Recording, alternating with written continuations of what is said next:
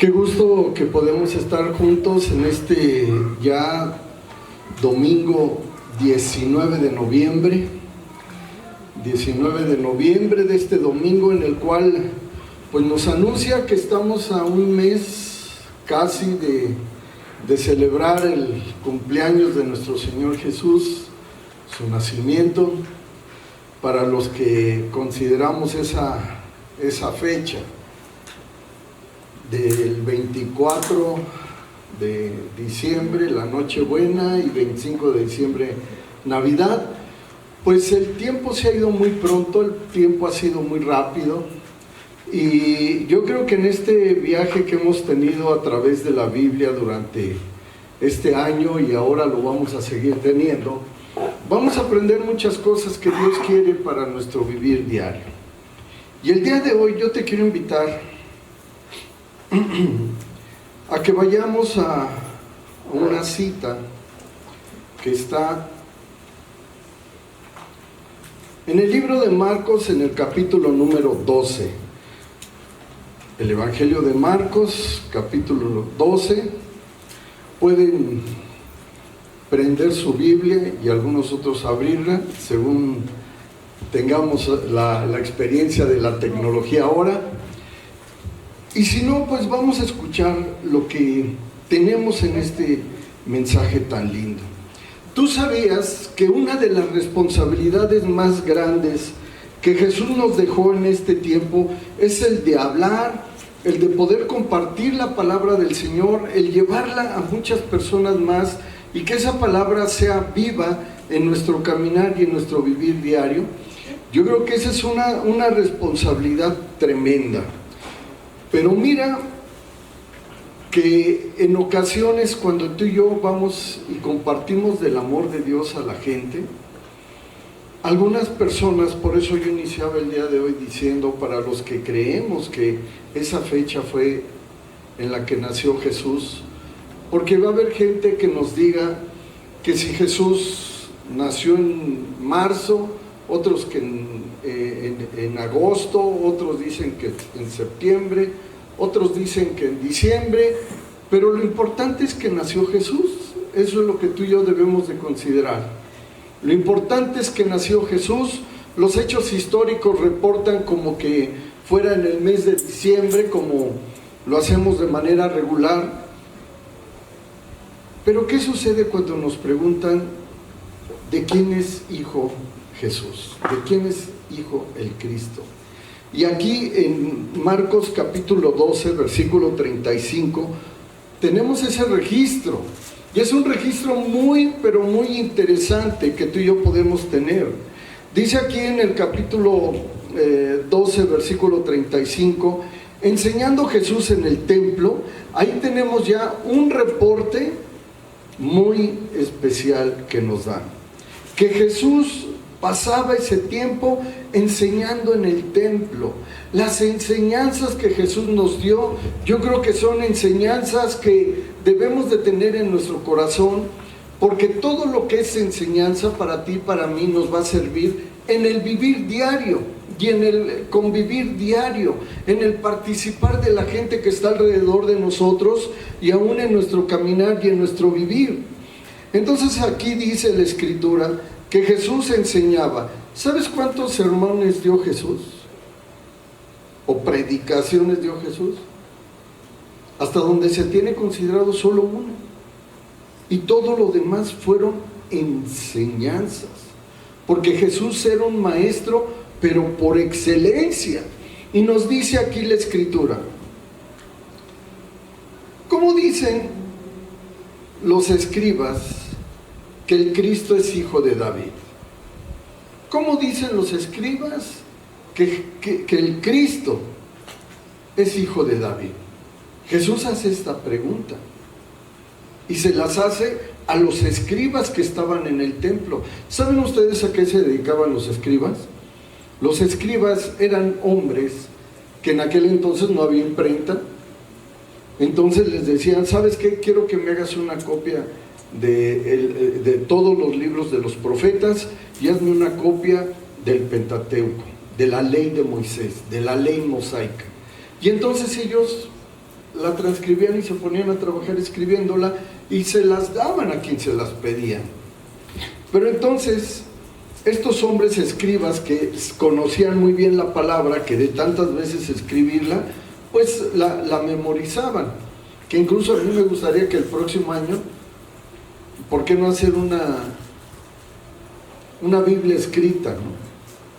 Entre todos, no yo solito, sino entre todos, que pudiéramos juntarnos y decir, ok, yo voy a escribir 3, 4 pasajes, y entonces escribirla y tener nuestra propia Biblia escrita por esta congregación. Pero bueno, eso ya sería un plan más adelante. Aquí lo que vemos de una manera muy puntual es que Jesús dice, ¿quién dicen los escribas que el Cristo es hijo de David? Pero fíjense, no pone Jesús, pone el Cristo, el Redentor, no hablando directamente de él, sino les dice, bueno, a ver, ¿Cristo de quién va a ser hijo? Y dice aquí en el versículo 36, que es la clave de toda esta revelación, que dice aquí, porque el mismo David dijo por el Espíritu Santo. David escribió en uno de los salmos, por revelación del Espíritu Santo, que dice de tal manera, dijo el Señor a mi Señor, siéntate a mi diestra. Aquí es una revelación que David tiene por medio del Espíritu Santo, en el que él de alguna manera escucha cómo Dios Padre le dice a Dios Hijo, dijo el Señor a mi Señor. Y si se dan cuenta, las 2 veces está escrito con S mayúscula, y está escrito con S mayúscula porque estaban hablando de Dios. Y dice aquí, siéntate a mi diestra hasta que ponga tus enemigos por estrado de tus pies. Siéntate aquí junto a mí, Jesús. Siéntate aquí junto a mí, siéntate tú junto a mí, Señor. Ahora sí, como le dice, dijo el Señor a mi Señor, David diciéndole, mi Señor, a Jesús le decía, siéntate a mi diestra. Y voy hasta que llegue el momento en que yo ponga a tus enemigos por estrado de tus pies. Esa es una revelación tan profética que estamos viendo aún en estos tiempos. Aún en estos tiempos, como los enemigos de Jesús, como los enemigos del pueblo de Israel tienen que acabar, tienen que terminar, y por eso el pueblo de Israel, tú y yo lo podemos ver hasta el día de hoy, cómo ha sido atacado, cómo el pueblo de Israel hasta el día de hoy ha sido lastimado. Y continúa la escritura diciendo, versículo 37, David mismo le llama Señor. ¿Cómo pues es su hijo? ¿Cómo pues va a ser su hijo? Y gran multitud del pueblo le oía de buena gana, así como tú y yo estamos reunidos. Jesús daba esta enseñanza y la multitud del pueblo dice que lo escuchaba de buena gana, aceptaba lo que Jesús decía, aceptaba lo que la revelación le daba.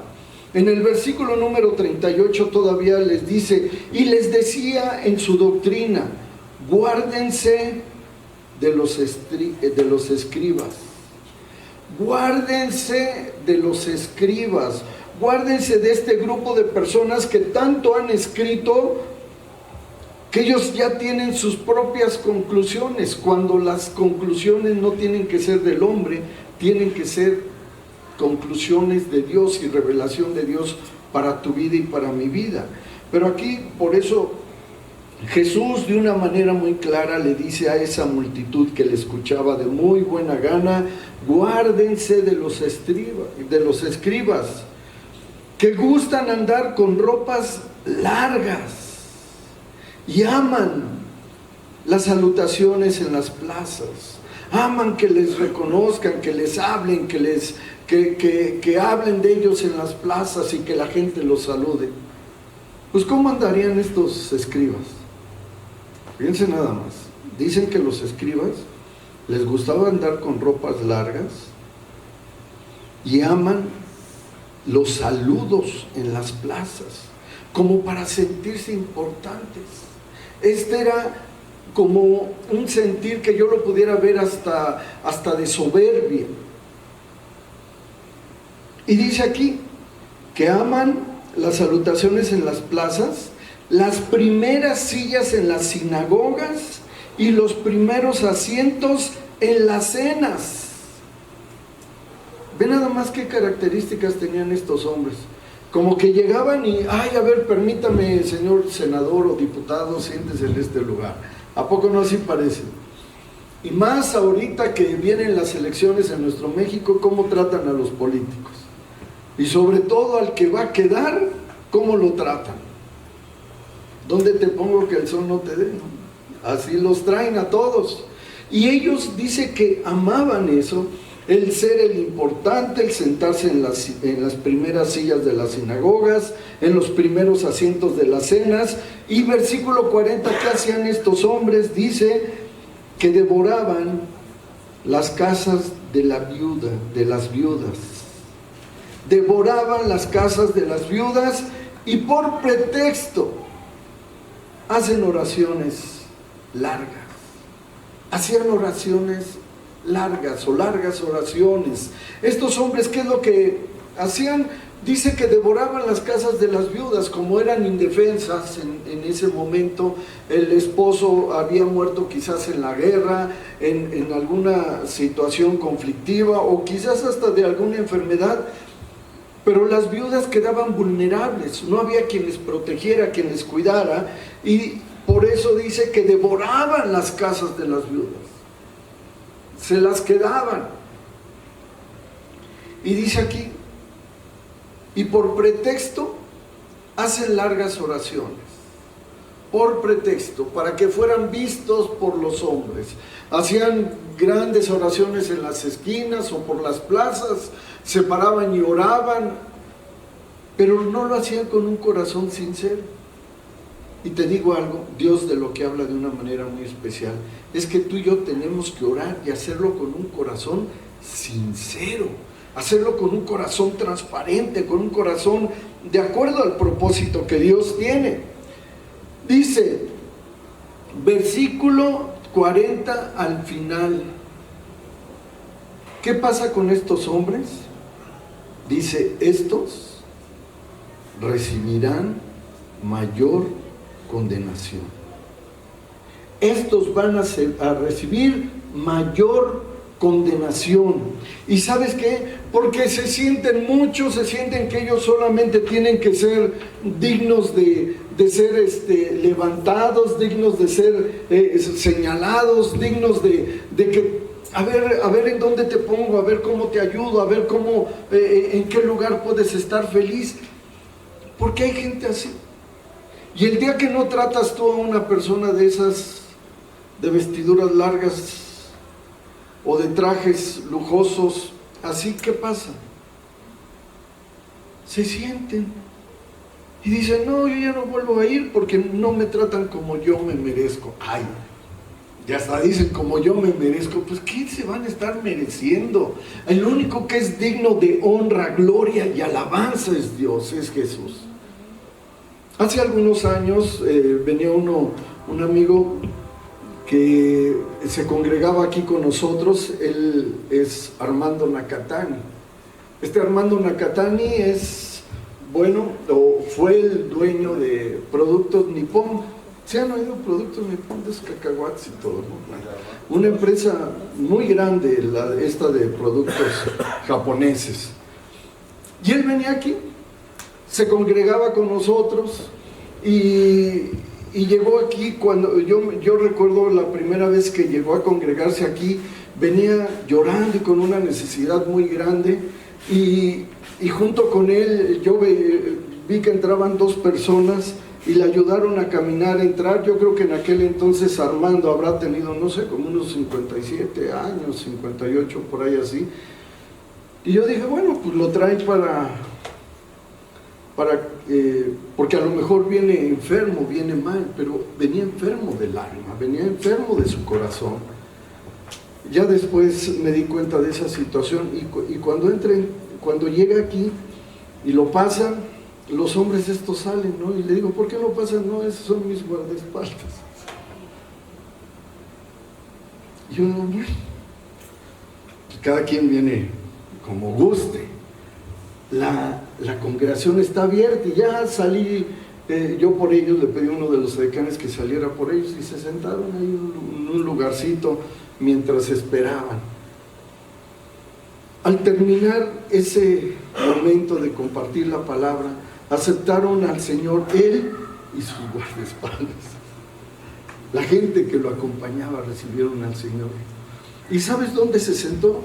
No en la primera fila, porque no sabíamos todavía quién era. No sabíamos que él venía, nosotros lo vemos simplemente como cualquier persona que tenía una necesidad como cualquiera de nosotros.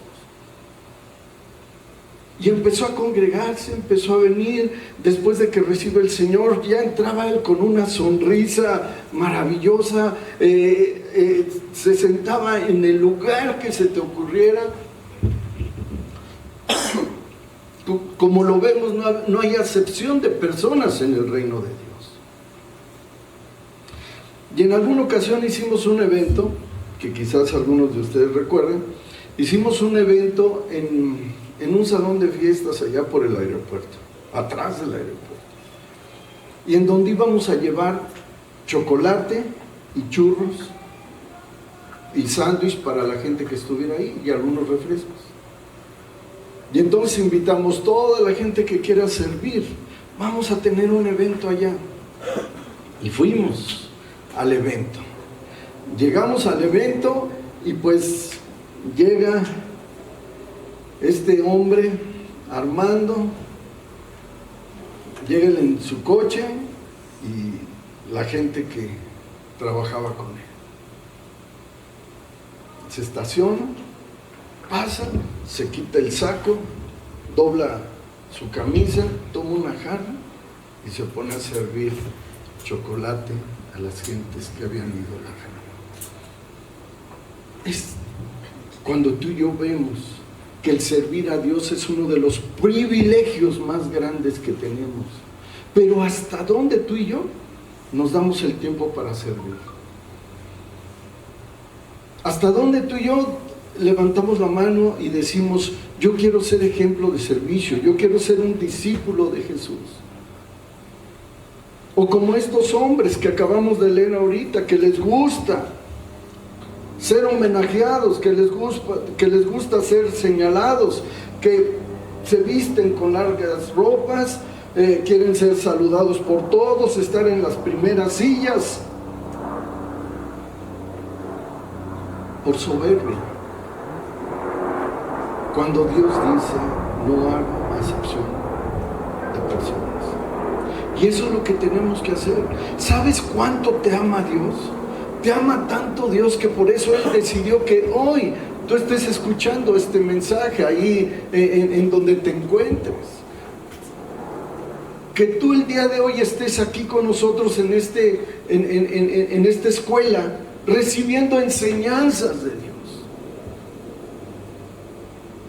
¿Sabes cuál es el verdadero templo de Jesús? Tu corazón. Jesús habita en el corazón y Él es lo que quiere levantarnos, lo que quiere hacer cosas maravillosas en tu vida y en mi vida. Mira, vamos al capítulo 5 de este mismo Marcos, un poquito antes. Vamos al capítulo 5 de Marcos. Y en el versículo número 17 dice: Jesús acababa de sanar a unos endemoniados. Había dos personas endemoniadas, dos personas que tenían ese sentir tan horrible, que vivían en Gadara. Y cuando estaban estos hombres en Gadara, dice que se herían con piedras la piel, que estaban desnudos, que vivían en donde había los sepulcros, vivían en una condición pésima. Y cuando Jesús los sana, y llega toda una multitud del pueblo allí, a donde estaban los sepulcros, llega una multitud y le dicen: ¿qué pasó con estos hombres? ¿Por qué ahora están sanos? ¿Por qué ahora están bien? Y ellos decían: pues es que Jesús nos sanó, echó fuera de mí todos los demonios que yo traía encima. Y yo te quiero decir que en muchas ocasiones tus pensamientos o mis pensamientos pueden ser atacados por demonios que nos hacen pensar cosas feas y que inclinan el corazón a hacer cosas malas, porque dice la Escritura que de todos los malos pensamientos y los designios salen de nuestro corazón, todas aquellas obras. Y hay ocasiones que no entendemos ni nuestro pensar y decimos: ¿pero qué me está sucediendo? ¿Qué me está pasando? ¿Por qué estoy pensando así? ¿Por qué pienso en situaciones de dolor, de ansiedad, de tristeza? ¿Por qué pienso en cosas que traen terror, maldición, enfermedad o muerte? Y no sabemos, pero son demonios que nos pueden estar lastimando. Estos hombres, yo creo que no sabían por qué rascaban su ropa con piedras y se lastimaban. Ahora lo podemos ver de una manera diferente con la gente que tiene problemas o adicciones a drogas, adicciones terribles a tanta droga que hay ahora, que tienen vicios arraigados y que viven muy mal, viven lastimándose, se lastiman su cuerpo. Después de que Jesús sana a estas personas, ¿sabes qué fue lo que le dijo la multitud a Jesús? En el versículo 17, y comenzaron a rogarle que se fuera de sus contornos. ¿Sabes por qué? Porque hay gente que te quiere ver mal, y tú y yo no podemos seguir viviendo con gente que nos quiere ver mal. Tenemos que vernos caminando de gloria en gloria, de triunfo en triunfo, de victoria en victoria. A lo mejor ahorita estamos en el piso más abajo, estamos en el último piso, en el último escalón de esa escalera de éxito que tú y yo tenemos. Pero te digo una cosa, tenemos que ir de gloria en gloria, de triunfo en triunfo, de victoria en victoria, y caminar hasta poder llegar a la estatura de ese varón perfecto. ¿Tú crees que Dios quiere que vivamos siempre así? Con escasez, con enfermedad, con dolor, con tristeza. Dios no lo quiere ni lo desea. Dios quiere llevarte a donde están los anhelos y los deseos de tu corazón. Dios quiere llevarte a donde están aquellos sueños que tú has anhelado. Dios quiere llevarte. Pero hay ocasiones que Dios nos dice: este es el camino, y nosotros decimos: por acá está más fácil. Y cuando tomamos la decisión equivocada es donde hay esos conflictos. Pero Dios te tiene destinado a ti una vida de éxito y de gloria y de triunfo, en donde aquellos sueños que tú tuviste ahora te son una realidad. Yo me acuerdo que yo tuve muchos sueños de niño. Cuando fallece mi mamá, mi hermano y yo teníamos 7 y 11 años, y teníamos un papá que proveía todo, pero trabajaba todo el día. Teníamos un papá que llegaba en la noche a abrazarnos, a preguntarnos si habíamos hecho la tarea, si teníamos ropa limpia, y si no, él veía cómo era la manera de suplirlo, con ese papá protector que decía: mañana me tengo que ir de nuevo a trabajar muy temprano, pero por favor cuídense entre ustedes. Yo me acuerdo cuando estaba en la secundaria, Yo salía, creo que eran a las 2:30 o 2:40, o ya no me acuerdo exactamente la hora en que salía. En aquel entonces íbamos vestidos de verde con corbata y con, ¿cómo se llama esto? Y con una gorra militar, así íbamos a la secundaria. Y yo salía por la puerta de la secundaria y cruzando la calle, pues estaba una papelería, una tienda y en medio una pared. Ahí en esa pared me esperaba mi hermano de 8 años, sentado en su mochila, esperando que abrieran la puerta de la secundaria para ver en qué momento salía. Él salía a las 12:30 de la primaria que estaba en la esquina siguiente, y no se podía ir solo a la casa porque estaba retirado. Entonces se quedaba ahí sentado de las 12:30 hasta las 2:30 de la tarde en su mochila, esperando a que yo saliera. Y perfectamente me recuerdo cuando había ocasiones en que empezábamos a salir formados y veía su cara. Se alegraba cuando decía, ya saliste. Yo lo veía con esa expresión. Ahora que lo cuento, haz de cuenta que es una imagen real. Pero ahí estaba. Me acercaba a él y levantaba su mochila, se la ponía colgada en los hombros y nos íbamos juntos a la casa.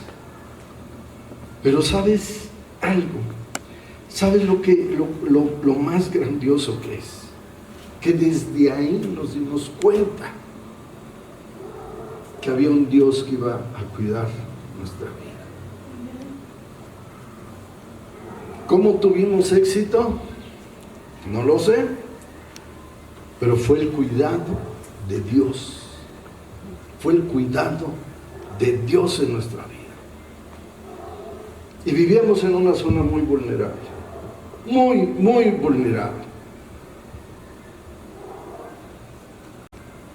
Vivíamos en una zona donde había en aquel entonces mucha marihuana, mucha prostitución, mucho vicio, mucho vino, centros de adultos espantosos, horribles. Pero Dios nos guardó, Dios nos rescató y nos llevó a vivir de una manera gloriosa. Que lo mismo puede hacer con quien a lo mejor hoy ha llegado a tus pensamientos y dice, él lo necesita. Pues ahora te voy a decir cómo hacerlo, para que él pueda estar aquí entre nosotros y que pueda tener un cambio de vida y que pueda ir en una dirección adecuada. Continúa aquí la escritura diciendo que cuando sanó Jesús a aquellos 2 hombres, dice, le comenzaron a rogar que se fuera. Vete de aquí, porque hay gente mala que te quiere ver así. Y dice que Jesús, al entrar en la barca, el que había estado endemoniado le rogaba que le dejase estar con él. Pues ¿cómo no le vas a rogar a Jesús? Después de que habías estado tan mal, este hombre le rogaba, Señor Jesús, déjame ir contigo, déjame estar contigo. Versículo 19, mas Jesús no se lo permitió, sino que le dijo. Ve lo que le dijo Jesús, es impresionante. Vete a tu casa, ve a los tuyos y cuéntales cuán grandes cosas el Señor ha hecho contigo y cómo ha tenido misericordia de ti. Y ese es el principal propósito que tenemos tú y yo aquí en este lugar, ir a nuestra casa y contarles las cosas maravillosas que Dios hace en nuestras vidas. ¿Cómo ha tenido Dios misericordia de nosotros? ¿Cómo tuvo Dios misericordia de nosotros? Dice el versículo 20, y se fue. Ve lo que hizo este endemoniado. ¿Y eso que era un endemoniado? recién sanado pero endemoniado. ¿Qué fue lo que hizo? Comenzó a publicar en Decápolis, en esas 10 ciudades, cuán grandes cosas había hecho Jesús con él, y todos se maravillaban. Y esa es una responsabilidad que tú y yo tenemos. Si Dios nos ha sacado de cadenas de dolor, de tristeza, de ansiedad, si Dios nos ha rescatado de cárceles, a lo mejor no cárceles físicas, pero sí cárceles en el corazón, lo menos que podemos hacer es decirle a Dios gracias y compartir del amor de Dios a la gente. Hay ocasiones que tú y yo, la gente que vive en nuestra misma casa, vemos que vive en cárceles, no se le da gusto con nada, vive encarcelado en cárceles financieras, o viven en cárceles financieras por escasez o por exceso, de que no se les da gusto con nada, o viven encarcelados en enfermedad, viven encarcelados en pensamientos emocionales, sentimentales, y la gente no sale. Y tú y yo podemos ver, bueno, pues ya pasaron 2, 3 años, está terminando el año 23 y estamos peor que el año anterior, o peor que hace 5 años, cada vez estamos más difícil. No prosperamos, no salimos adelante, porque hay esas maldiciones que no podemos romper. Y sabes que no se puede vivir así. Tenemos que ver la expectativa de que cada año tiene que ser mejor. Yo muchas veces le digo a los jóvenes, ¿cómo te ves tú de aquí a 5 años? ¿Igual? No, pues yo quiero hacer esto y voy a estudiar y voy a hacer. Eso es lo que tenemos que llevar a cabo. Salir adelante, no podemos vivir igual, tenemos que vivir mejor cada día. Y a quien veas que no sale adelante es porque tiene situaciones que corregir en su vida. Y un día tráelo y platicamos con él. Dice aquí, continuamos, que este hombre decidió contarle a todos lo que le había sucedido, y dice que todos se maravillaban. Mira, vamos a Lucas 10 y ahí vamos a terminar. Lucas 10 está adelante en tu Biblia. Lucas es el siguiente evangelio, Lucas capítulo 10, versículo 1, y con esto vamos a ir cerrando el estudio de hoy, que dice así, y que verdaderamente se disfruta cuando a través de la Biblia podemos sentir esta gran bendición. Dice 10:1, ¿ya lo tienes? Dice, después de estas cosas designó el Señor también a los otros 70. A ver cómo está eso. ¿Cuántos discípulos tenía Jesús? No, aquí dice que son 70. Había muchos más. Había muchos discípulos de Jesús. Nosotros nos hemos ido con la tradición, y yo me acuerdo que así lo decía mi abuelita, de que eran 12, y luego uno se murió. ¿Quién se muere? Judas, ¿verdad? Que lo traiciona, y decimos, bueno, 11. No, la Biblia dice que eran muchos. Porque, ¿y saben por qué dicen que eran muchos? Porque dice aquí, después de estas cosas designó el Señor también, ¿cómo? A otros 70. O sea que ya había 70 más, o no sé cuántos discípulos habrá tenido el Señor Jesús. Y dice que ¿qué fue lo que hizo Jesús con ellos? A quienes envió de 2 en 2 delante de él a toda ciudad y lugar donde él había de ir. Les dijo, a ver ustedes 70, vénganse conmigo. Ustedes van a ir de 2 en 2 a diferentes ciudades. Por lo menos alcanzó 35 ciudades en aquel entonces. Y les decía, y eso yo te lo quiero decir a ti el día de hoy, la mies, o sea el trabajo, a la verdad es mucha, mas los obreros pocos. Por tanto, rueguen al Señor de la mies que envíe obreros a su mies. ¿Y sabes qué es lo que tenemos que hacer cada día tú y yo? Rogarle a Dios de que haya más gente compartiendo de su amor y de la palabra del Señor. Tiene que haber más personas recibiendo a Cristo. Nosotros a través de la radio hemos visto cantidad de personas que han recibido a Cristo en su corazón. A través de los programas que tenemos, a través de las estaciones, vemos gente que recibe al Señor, pero tú y yo también tenemos que trabajar.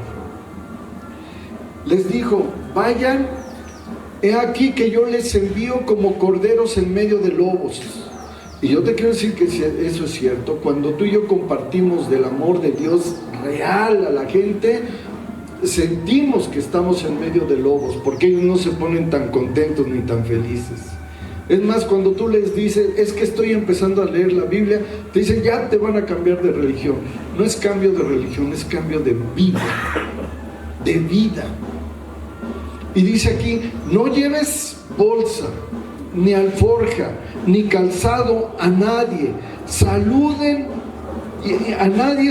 por el camino. O sea, esto nos habla que en muchas ocasiones a las que encontremos nos pueden incluso hasta robar la bendición de lo que queremos hablar en nuestra casa. Así es de que, como aquí lo dice la Escritura, vete en paz, no lleves nada, no saludes a nadie, pero lleva la bendición a tu casa.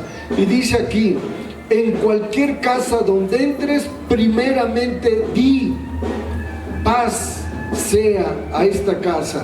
¿Y sabes por qué tenemos que ir por los alrededores diciéndole a la gente, paz sea a esta casa? Porque las palabras son espíritu. Por eso es que Dios dice que tú y yo vamos a ser juzgados por todas las palabras que decimos, sean buenas o sean malas. Tú y yo vamos a tener juicio por esas palabras. Y continúa aquí diciendo, y si hubiera allí algún hijo de paz, su paz reposará sobre él, y si no, se volverá en contra tuya. Yo te quiero decir que ese es el riesgo que tenemos cuando compartimos la palabra. Cuando hay creyentes, hasta se siente uno feliz. Cuando hay creyentes, hasta se siente uno con gozo. Pero cuando no son creyentes, se van a molestar, se van a enojar. Pero ¿sabes qué es lo que tenemos que hacer tú y yo? Permanecer en la palabra, hacer que la palabra traiga frutos en la gente.